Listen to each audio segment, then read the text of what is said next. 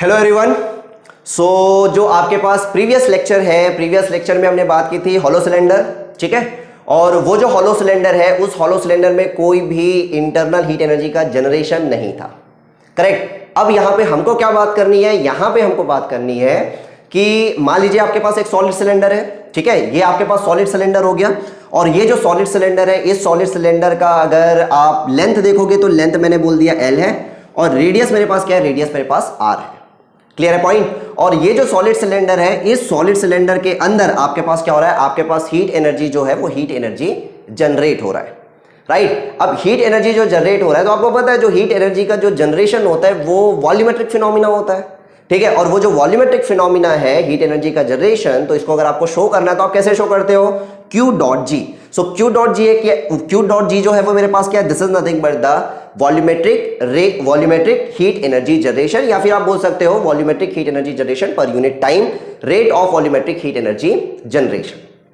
Clear हो गई इतनी बात, ठीक है।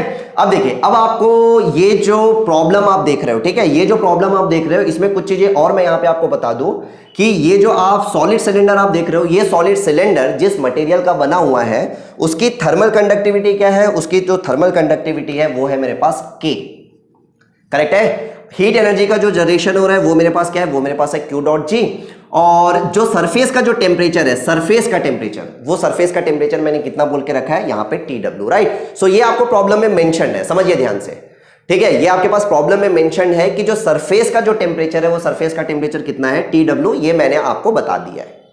क्लियर हो गई इतनी बात, ठीक है। सो अब आपके पास ये जो प्रॉब्लम आप देख रहे हो, ठीक है, ये जो आपके पास प्रॉब्लम है एक सॉलिड सिलेंडर का जिसमें हीट एनर्जी का जनरेशन हो रहा है, इसमें आपको क्या क्या चीजें फाइंड आउट करने के लिए पूछता है, ठीक है। सो आपको क्या क्या चीजें फाइंड आउट करनी है, ठीक। सो सबसे पहले क्या फाइंड आउट करना है कि भाई ये जो सॉलिड सिलेंडर है, इस सॉलिड सिलेंडर में, ठीक है, टेम्परेचर का वेरिएशन, ठीक है, जो सबसे पहला चीज जो आपसे पूछता है टेम्परेचर का वेरिएशन क्या होगा, ठीक है। जैसे कि फॉर एग्जांपल ये आपके पास क्या है भाई, ये आपके पास एक सिलेंडर है, एक सॉलिड सिलेंडर है जिसका रेडियस मान लो 10 सेंटीमीटर है, करेक्ट। अब मैं आपको ये बोल दिया कि एक काम करो, ठीक है, आप यहां से, ठीक है, R इज इक्वल टू 0 कहां पे, R is equal to 0 obviously centre line पे। एक काम करिए, आप 3 सेंटीमीटर रेडियल डिस्टेंस पे जाइए, 3 सेंटीमीटर रेडियल डिस्टेंस पे जाके आप मेरे को वहां पे टेम्परेचर बताओ, करेक्ट है। तो इस क्वेश्चन का आंसर आप तभी दे पाओगे जब आपको पता होगा कि टेम्परेचर का डिस्ट्रीब्यूशन कैसे है। क्लियर है पॉइंट, ठीक है। सेकंड क्वेश्चन जो आपके पास पूछता है वो ये पूछता है कि मैक्सिमम टेम्परेचर का जो लोकेशन होगा, वो मैक्सिमम टेम्परेचर का लोकेशन कहां पे होगा और मैक्सिमम टेम्परेचर कितना होगा, ठीक है। तो ये इस टाइप के क्वेश्चन आपके पास क्या होता है, इस टाइप के क्वेश्चंस आपके पास फ्रेम होता है इस पर्टिकुलर टॉपिक से। क्लियर है पॉइंट, ठीक है।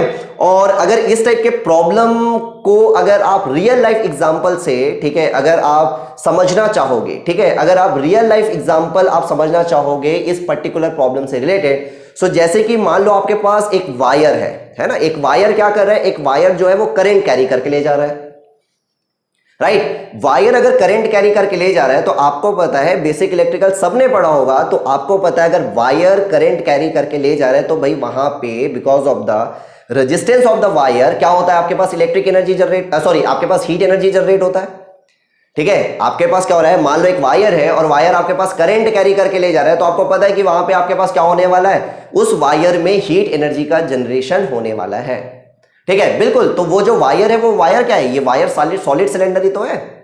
वैसे ही अगर हम बात करते हैं, जैसे न्यूक्लियर फ्यूल रॉड की बात करते हैं, ठीक है। सो जो न्यूक्लियर फ्यूल रॉड है, वो न्यूक्लियर फ्यूल रॉड अभी आपके पास कैसा है, सिलेंडर इन शेप, ठीक। वहां पे भी आपके पास क्या हो रहा है, इंटरनल हीट एनर्जी का जनरेशन हो रहा है, ठीक है। जब आप न्यूक्लियर फ्यूल रॉड को जब आप जलाओगे, ठीक है, जब वो आपके पास वहां पे फिजर एक्शन होगा तो उसके कारण से आपके पास क्या होगा, इंटरनल हीट एनर्जी का जनरेशन होगा, ठीक है। सो वो भी आप समझ सकते हो सेम प्रॉब्लम से। Clear? So there are number of real life examples.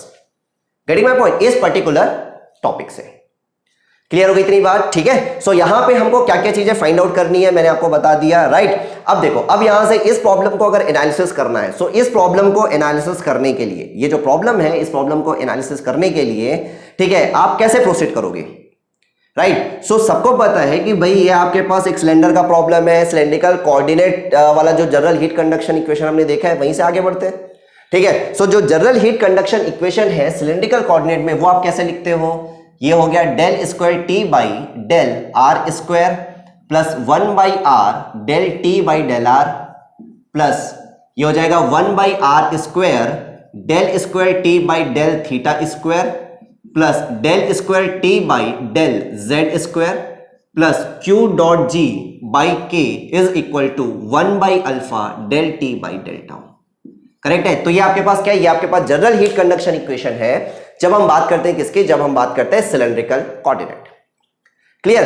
अब देखो, अब आपके पास ये जो प्रॉब्लम है, इस प्रॉब्लम को एनालिसिस करने से पहले कुछ एजम्पशंस हैं, वो एजम्पशंस मैं यहां पे नोट कर देता हूं। तो जो पहला एजम्पशन है, वो पहला एजम्पशन क्या है कि आपके पास जो स्टेडी स्टेट कंडीशन है वो आपके पास क्या है, वो आपके पास मेंटेन है। करेक्ट है। जो पहला एजम्पशन है, वो पहला एजम्पशन क्या है, स्टेडी स्टेट कंडीशन जो वो मेंटेन है।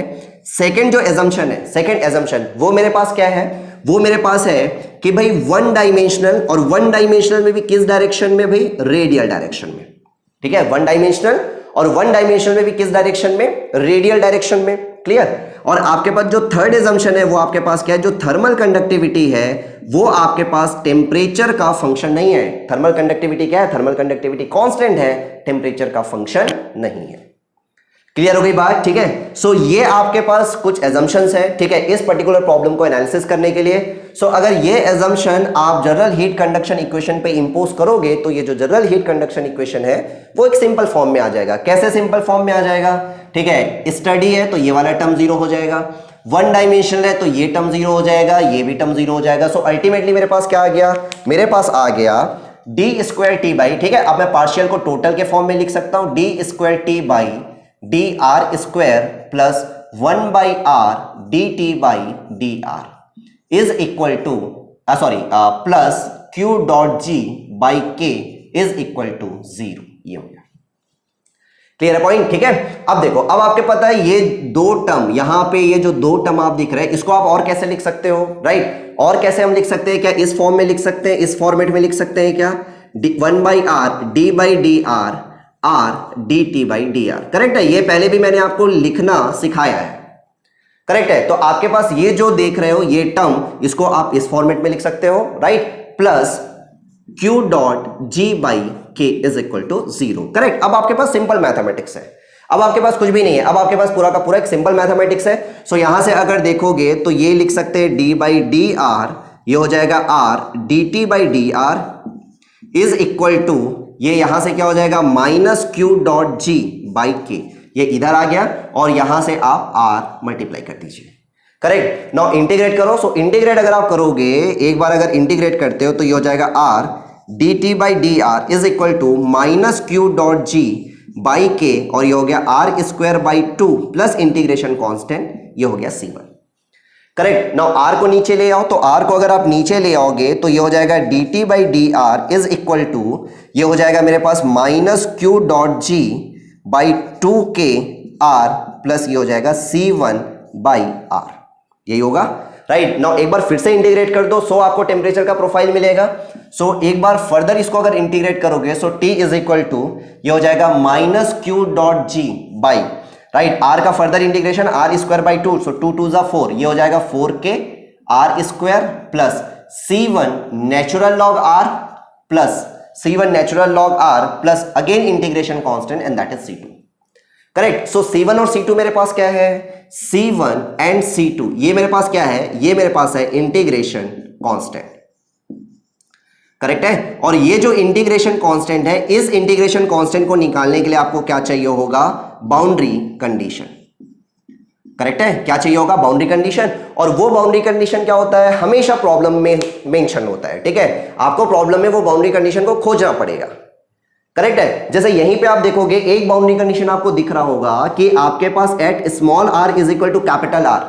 ठीक है, सरफेस पे मेरे पास टेम्परेचर कितना है, सरफेस पे जो टेम्परेचर है वो मेरे पास है TW। करेक्ट है। सो मैं यहां पे क्या लिख सकता हूं, जो पहली बाउंड्री कंडीशन है वो लिख सकता हूं at small are is equal to capital R, T is equal to TW। ठीक है, तो ये आपके पास पहली बाउंड्री कंडीशन है। बट एक बाउंड्री कंडीशन से होगा क्या, नहीं होगा। एक बाउंड्री कंडीशन सफिशिएंट नहीं है नंबर ऑफ अननोन्स को फाइंड आउट करने के लिए, हमको दूसरा बाउंड्री कंडीशन भी चाहिए होगा। करेक्ट है। तो वो जो दूसरा बाउंड्री कंडीशन है वो क्या होगा, ठीक है, तो भाई देखो दूसरा बाउंड्री कंडीशन क्या होगा। ठीक है, जो सेकंड बाउंड्री कंडीशन है वो सेकंड बाउंड्री कंडीशन क्या होगा, तो देखते हैं सेकंड बाउंड्री कंडीशन हम कहां से लाएंगे। चलिए अब यहां से देखिए, अब मैं अगर आपसे ये पूछूं चलिए अब मैं अगर आपसे ये पूछता हूं कि एट जो भी बातें कर रहे हैं वो कहां पे कर रहे हैं, small are is equal to capital R. अगर मैं आपसे ये बोलूं कि भाई टोटल जो हीट एनर्जी जनरेट हो रहा है वो कितना हो रहा होगा, ठीक है, अगर मैं आपसे बोलूं total heat energy generate, total heat energy generate,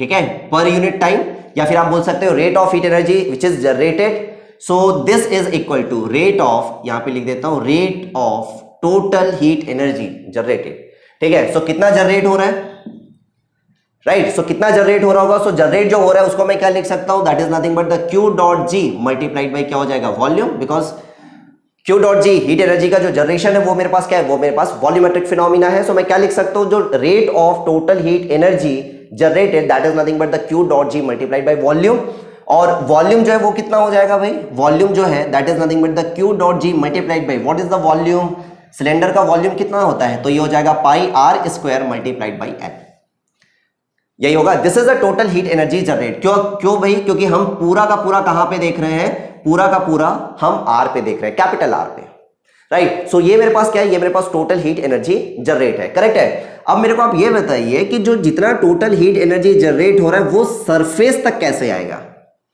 जितना भी आपके पास टोटल हीट एनर्जी जो जनरेट हो रहा है वो सरफेस तक कैसे आएगा, तो सरफेस तक आएगा वाया कंडक्शन, राइट। सो यहां पे अगर मैं बोलूं कि भाई conduction heat transfer at surface, ये आपको लिखना है, ठीक है, conduction heat transfer at surface, at surface, तो आप कैसे लिखोगे, this is equal to that is nothing but the minus K A, और ये हो जाएगा D T by D R, कहां पे, at small are is equal to capital R, मतलब हम सरफेस की बात कर रहे हैं, राइट। सो करना क्या है, करना कुछ नहीं है, आपको एनर्जी बैलेंस करना आना चाहिए। सो एनर्जी बैलेंस अगर आप करोगे, अगर मैं एनर्जी बैलेंस करता हूं, energy balance, correct. So energy balance में क्या लिख सकता हूं, समझना ध्यान से, जितना टोटल हीट एनर्जी जनरेट हो रहा है, जितना भी आपके पास टोटल हीट एनर्जी जनरेट हो रहा है वो सरफेस तक कैसे आ रहा है, वाया कंडक्शन, मतलब जो जितना भी हीट एनर्जी जनरेट हो रहा है that is equal to conduction heat transfer at the surface, लिख सकते हैं, राइट। सो यहां से मैं क्या लिख सकता हूं, देखिए ये आपके पास हो गया Q dot ji multiplied by, ये हो गया pi r square multiplied by l, and this is equal to, ये हो जाएगा minus k into A into d T by D r, small are is equal to capital R, लिख सकते हैं, right. अब देखो, अब आपके पास ये जो एरिया है ये कौन सा एरिया है, एरिया वो एरिया है जहां से कंडक्शन हीट ट्रांसफर हो रहा है, ठीक है। तो जो कंडक्शन हीट ट्रांसफर है वो क्रॉस सेक्शन से तो नहीं हो रहा है, कंडक्शन हीट ट्रांसफर जो हो रहा होगा वो कहां से हो रहा है, वो तो आपके पास इस वाले एरिया से हो रहा है ना। तो ये जो एरिया होगा, ये एरिया में क्या लिख सकता हूं, that is nothing but the 2 pi r multiplied by l, right. So यहां से अगर देखोगे तो ये हो जाएगा Q dot ji multiplied by, ये हो जाएगा pi r square l is equal to minus k into 2 pi r multiplied by l, और ये हो गया d T by D R at small are is equal to capital R, clear. So यहां से अगर देखोगे तो क्या क्या जाएगा, जो जो जा रहा होगा भेज दो, ये पाई से मेरे पास पाई चला गया, यहां पे एक आर से ये मेरे पास एक आर चला गया, ये एल से ये मेरे पास एल चला गया। सो अल्टीमेटली क्या जाएगा, D T by D r, मतलब temperature gradient at surface, temperature gradient at surface, right. ये मेरे पास कितना आ जाएगा, ये हो जाएगा Q डॉट जी, राइट। यहां पे मेरे पास एक R बचा हुआ है, राइट। सो ये हो जाएगा Q dot ji multiplied by R divided by, right, divided by, ये मेरे पास कितना हो जाएगा भाई, यहां से एक मेरे पास 2 बचा हुआ है, और ये हो जाएगा मेरे पास क्या, ये हो गया मेरे पास 2K, ठीक है। एक बार चेक कर लीजिए, ये हो जाएगा मेरे पास Q डॉट जी, एक R यहां बचा था तो ये हो गया, ठीक है, माइनस, यहां पे माइनस आ जाएगा, ये हो गया माइनस, ठीक है, के यहां से बचा हुआ है, 2 यहां से बचा हुआ है, करेक्ट है। सो टेम्परेचर ग्रेडियंट मेरे पास कितना मिल गया, टेम्परेचर ग्रेडियंट मिल गया मेरे पास, ठीक है, minus Q dot ji multiplied by R divided by 2K, ये कहां पे है, सरफेस पे, correct. So second boundary condition मेरे पास क्या बन गया, सेकंड बाउंड्री कंडीशन मेरे पास बन गया कि at small are is equal to capital R, what is the temperature gradient, so D T by D R at small are is equal to capital R, this is equal to, ये हो जाएगा Q dot ji multiplied by, ये हो जाएगा R divided by, ये हो जाएगा 2K, और ये हो गया माइनस साइन, क्लियर। सो 2 बाउंड्री कंडीशंस आपको मिल गई, और 2 बाउंड्री कंडीशन अगर मिल गई तो अब आप बड़ी आसानी से इंटीग्रेशन कांस्टेंट को निकाल सकते हो, ठीक है। सो यहां से देख लीजिए कैसे फाइंड आउट करेंगे, इंटीग्रेशन कांस्टेंट कैसे फाइंड आउट करोगे, राइट। सो यहां पे अगर देखोगे सबसे पहला आपके पास सेकंड वाला बाउंड्री कंडीशन अप्लाई करते हैं, ठीक है। यहां से already dt by D R आपने निकाला हुआ था, ठीक है, मैंने इरेज कर दिया। सो dt बाई डी आर यहां पे देख लो, ये मेरे पास कितना हो जाएगा, ये हो जाएगा minus Q dot ji by ये हो गया 4k मल्टीप्लाइड बाई ये हो जाएगा 2r प्लस ये हो जाएगा मेरे पास क्या C1 डिवाइडेड बाई r, और ये तो जीरो हो जाएगा। dt बाई डी आर यहीं से आएगा, ठीक है, ऑलरेडी आपने पहले भी लिखा हुआ था, करेक्ट है। सो ये r से, अच्छा सॉरी 2r ये हो जाएगा 2r, राइट। सो 2 2 ये हो गया। So dt by D R is equal to ये हो जाएगा minus Q dot ji by ये हो गया 2k और ये हो जाएगा r प्लस ये हो जाएगा C1 by r। Clear point, ठीक है। चलिए अब यहां पे मैं क्या करता हूं, बाउंड्री कंडीशन यूज करता हूं। तो पहले मैं सेकंड बाउंड्री कंडीशन यूज करता हूं, ठीक है। सो सेकंड बाउंड्री कंडीशन मतलब कौन सा वाला, at small r is equal to capital R, what is dt by D R by, that is nothing but the minus Q dot G r divided by ये हो गया 2k, करेक्ट। सो यहां पे रख दीजिए at small r is equal to capital R dt by D R, ये मेरे पास किसके बराबर हो गया, minus Q dot G r divided by ये हो गया 2k is equal to minus Q dot G divided by 2k। हम बात कहां पे कर रहे हैं, small r is equal to capital R, तो स्मॉल r क्या हो जाएगा यहाँ पे capital R plus C1 by r, ये हो गया, राइट। सो यहां से देखोगे तो ये टर्म चला जाएगा, तो अल्टीमेटली मेरे पास क्या आ जाएगा, C1 is equal to 0, correct. तो सेकंड बाउंड्री कंडीशन आपने यूज किया तो आपके पास C1 की वैल्यू कितनी आ गई, C1 की वैल्यू आ गई 0। Now second boundary condition use कर, sorry first boundary condition use करिए। So first boundary condition use करोगे at small r is equal to capital R t becomes tw, यही है आपके पास, ठीक है, पुट कर दीजिए। सो यहां पे पुट करोगे तो ये हो जाएगा tw is equal to minus Q dot ji by 4k r square, right. C1 की वैल्यू तो मेरे पास 0 है, C1 की वैल्यू मेरे पास 0 हो चुका है, C2, करेक्ट। तो C2 की जो वैल्यू आएगी वो मेरे पास क्या आ जाएगा, tw plus Q dot ji by 4k ये हो गया r स्क्वायर, ये मेरे पास क्या हो गया, ये मेरे पास C2 की वैल्यू निकल के आ गई, करेक्ट है। सो C1 की वैल्यू मेरे पास है, C2 की वैल्यू मेरे पास है, कुछ नहीं करना है, वापस आइए यहाँ पे पुट कर दो। सो पुट करोगे तो क्या आएगा, ठीक है, मैं यहाँ पे लिख रहा हूं, देख लेना, t इज इक्वल टू ये हो जाएगा minus Q dot ji by 4k r square plus C1 की वैल्यू तो 0 थी, C2 की वैल्यू पुट कर दो तो ये हो जाएगा tw प्लस ये हो जाएगा q डॉट जी बाई ये हो जाएगा 4k और ये हो जाएगा मेरे पास क्या, r स्क्वायर, राइट। चलिए ये आ गया। सो C1 और C2 की वैल्यूज आपने पुट कर दी, राइट। नाउ फर्दर देखिए, सो t इज इक्वल टू ये हो जाएगा tw, थोड़ा अरेंज करेंगे। सो अरेंज करेंगे तो क्या आ जाएगा, q dot ji by 4k और ये हो गया r square minus small r square, correct. और ये मेरे पास क्या दिख रहा है, ये मेरे पास है टेम्परेचर का वेरिएशन, करेक्ट है। तो सॉलिड सिलेंडर जिसके अंदर इंटरनल हीट एनर्जी का जनरेशन हो रहा है, क्या आ गया, टेम्परेचर का distribution t is equal to tw plus Q dot ji by 4k capital R square minus small r square. Clear है पॉइंट इतना, ठीक है। सो यहां पे वेरिएशन कैसा दिख रहा है, तो ये साफ साफ दिख रहा है, कैसा वेरिएशन दिख रहा है भाई आपको, सेकेंड डिग्री पैराबोला। तो जो वेरिएशन है वो कैसा वेरिएशन है, पैराबोलिक वेरिएशन। जो टेम्परेचर का जो वेरिएशन है वो वेरिएशन कैसा होगा, पैराबोलिक वेरिएशन। और यहां पे साफ साफ ये भी देख पा रहे हो कि टेम्परेचर मैक्सिमम कहां पे होगा, ठीक है, जो टेम्परेचर होगा वो मैक्सिमम कहां पे होगा। So at r is equal to 0, ये साफ साफ दिख रहा है कि at r is equal to 0 पे जो टेम्परेचर होगा वो मेरे पास क्या होगा, मैक्सिमम टेम्परेचर।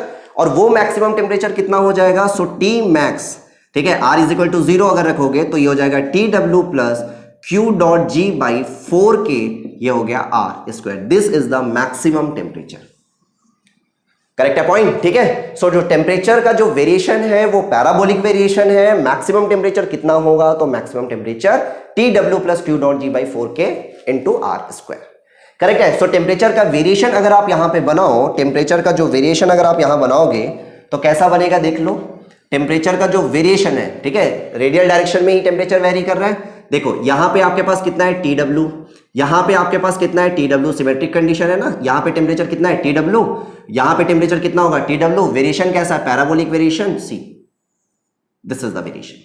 ये मेरे पास क्या है, ये मेरे पास टेम्परेचर का वेरिएशन है। ये मेरे पास कितना हो जाएगा भाई, ये मेरे पास हो गया maximum temperature, this is the maximum temperature. और ये कितना है, ये है मेरे पास tw और ये है मेरे पास क्या, ये है मेरे पास tw। क्लियर हो गई इतनी बात? ठीक है, तो ये आपके पास मिल गया क्या? ये मिल गया आपके पास जो जो क्वेश्चन मैंने पूछा था उन क्वेश्चन के आंसर मिल गए। ठीक है, पहला मैंने पूछा था टेम्परेचर का वेरिएशन कैसा होगा, सो टेम्परेचर का वेरिएशन पैराबोलिक होगा। अब देखो, अब आप किसी भी रेडियल डिस्टेंस पे जाके आप टेम्परेचर जो है वो फाइंड आउट कर सकते हो। ये पहला क्वेश्चन था।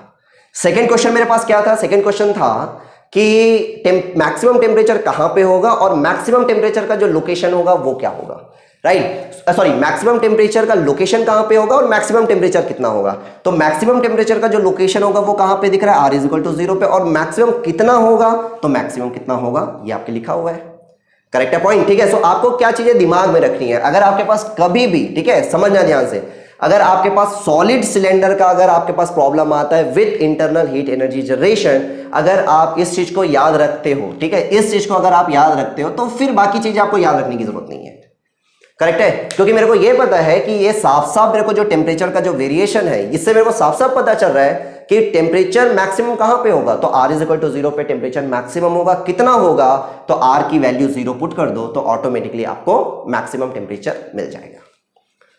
क्लियर हो गई इतनी बात? ठीक है, अब देखिए, अब आपके पास क्या होता है, कभी कभी जो प्रॉब्लम है उस प्रॉब्लम में ये जो TW है ना, ये TW हमको गिवन नहीं होता, राइट? देखिए, हमको अगर मैक्सिमम टेम्परेचर बताना है या फिर फॉर एग्जांपल किसी भी रेडियल डिस्टेंस पे अगर मेरे को क्या बताना है, टेम्परेचर बताना है, तो मेरे को TW की जरूरत पड़ेगी। करेक्ट है, सो मैंने बोल दिया कि प्रॉब्लम में TW जो है इज नॉट गिवन। TW मेरे पास गिवन नहीं है, ठीक है, बाकी गिवन है। ठीक है, आपके पास थर्मल कंडक्टिविटी गिवन है, आपके पास रेडियस गिवन है, कितना आपके पास हीट एनर्जी का जनरेशन हो रहा है वो आपको गिवन है, आपको TW नहीं गिवन है।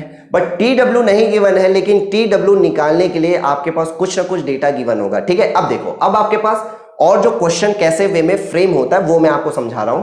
मान लीजिए आपके पास, चलो ये मैं हटा देता हूं, देखिए मैं आपको क्वेश्चन करा रहा हूं जो डायरेक्टली आप अपने एग्जाम में देखोगे। इस टाइप का क्वेश्चन कॉन्सेप्ट मैं डिस्कस कर चुका हूं, ठीक है, प्रॉब्लम आप बनाओगे अगर ये कॉन्सेप्ट और अच्छे से समझ लेते हो। करेक्ट, अब देखिए, मान लीजिए आपके पास क्या है, मान लीजिए आपके पास यही आपके पास सॉलिड सिलेंडर है, ये सॉलिड सिलेंडर, ठीक है, इंटरनल हीट एनर्जी का जनरेशन हो रहा है, ये हो गया Q.G। थर्मल कंडक्टिविटी मेरे पास क्या है, K। रेडियस मेरे पास गिवन है, सो रेडियस मेरे पास क्या हो गया, दिस इज R। करेक्ट, अब आपके पास क्या दिया है, ये जो आप देख रहे हो, ये जो मेरे पास आपके पास सॉलिड रॉड है, सिलेंड्रिकल सॉलिड रॉड है, इसको मैंने क्या कर दिया है, इसको मैंने, ठीक है, एक कूलिंग मीडिया जिसका कि टेम्परेचर क्या है, जिसका कि टेम्परेचर T∞ है, ठीक है, T∞ में मैंने इसको क्या कर दिया, डुबा दिया, ठीक है, इमर्ज कर दिया मैंने। करेक्ट है पॉइंट? समझ पा रहे हो मैं क्या बोल रहा हूं? ये आपके पास क्या है, ये आपके पास एक रॉड है, ठीक है, सॉलिड सिलेंड्रिकल रॉड है, और इस सॉलिड सिलेंड्रिकल रॉड को मैंने क्या कर दिया, कूलिंग मीडिया में मैंने क्या कर दिया, इमर्ज कर दिया। और जो कूलिंग मीडिया का जो टेम्परेचर है वो मेरे पास कितना है, T∞, राइट? सो मेरे को क्या गिवन है, मेरे को जो कूलिंग मीडिया, ठीक है, यहां पे मैं लिख देता हूं, ये मेरे पास क्या है भाई, ये मेरे पास है कूलिंग मीडिया। अब ये कूलिंग मीडिया या तो आपके पास वाटर हो सकता है, एयर हो सकता है, कुछ भी हो सकता है कूलिंग मीडिया। करेक्ट, सो इस कूलिंग मीडिया में मैंने क्या कर दिया, कूलिंग मीडिया में मैंने इमर्स कर दिया, और कूलिंग मीडिया का जो टेम्परेचर है वो T∞ है। ठीक है, मेरे को यहां का टेम्परेचर नहीं गिवन है, समझना ध्यान से, मेरे को TW जो है वो नहीं गिवन है, मेरे को क्या गिवन है, मेरे को T∞ गिवन है। Getting my point, right? अब यहां से मेरे को पहले क्या निकालना पड़ेगा, अगर मेरे को क्वेश्चन में पूछ देता है कि मैक्सिमम टेम्परेचर आप बताओ, या फिर क्वेश्चन में पूछ देगा कि मेरे को एक सर्टेन रेडियल डिस्टेंस पे टेम्परेचर बताओ, तो भाई पहले तो मेरे को TW फाइंड आउट करना पड़ेगा ना, बिना TW फाइंड आउट करे मैं कैसे बताऊंगा? समझ पा रहे हो मेरी बात, मैं क्या बोल रहा हूं? ठीक है, सो इस केस में पहले मेरे को TW जो है वो फाइंड आउट करना पड़ेगा, और TW फाइंड आउट करना बड़ा आसान है। कैसे? एनर्जी बैलेंस, पूरा गेम एनर्जी बैलेंस का है यार। ठीक है, एनर्जी बैलेंस कैसे करोगे? सो एनर्जी बैलेंस यहां पे देखिए, देखो सबसे पहले समझिए ध्यान से, जितना भी आपके पास हीट एनर्जी जो जनरेट हो रहा है वो सरफेस तक कैसे आएगा, वाया कंडक्शन। देन सरफेस से बाहर कैसे जाएगा, कूलिंग मीडिया में, वाया कन्वेक्शन। सो मैं ये बोल सकता हूं क्या, जितना हीट एनर्जी जनरेट हो रहा है, मतलब कितना हीट एनर्जी जनरेट हो रहा था, Q.G multiplied by volume, right? This is also equal to, भाई सरफेस तक तो कंडक्शन के थ्रू आ रहा है, this is also equal to जितना जनरेट हो रहा है वो कन्वेक्शन के थ्रू क्या कर रहा है, कन्वेक्शन के थ्रू बाहर भी जा रहा है। सो यहां पे मैंने आपको जो हीट ट्रांसफर कोफिशिएंट है वो मैंने दे दिया, कन्वेक्टिव हीट ट्रांसफर कोफिशिएंट मैंने आपको दे दिया।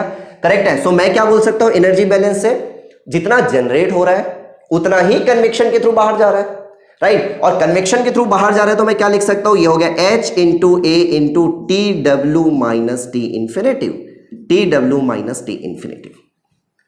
करेक्ट है पॉइंट, ठीक है। सो यहां से अगर देखोगे ये हो गया Q dot ji multiplied by, अब भाई देख लीजिए ये हो गया pi r square multiplied by l volume multiplied by ये हो गया heat transfer coefficient, convective heat transfer coefficient, obviously ये गिवन होगा, अगर आपको TW नहीं गिवन है तो multiplied by area, area which is responsible for the convection heat transfer.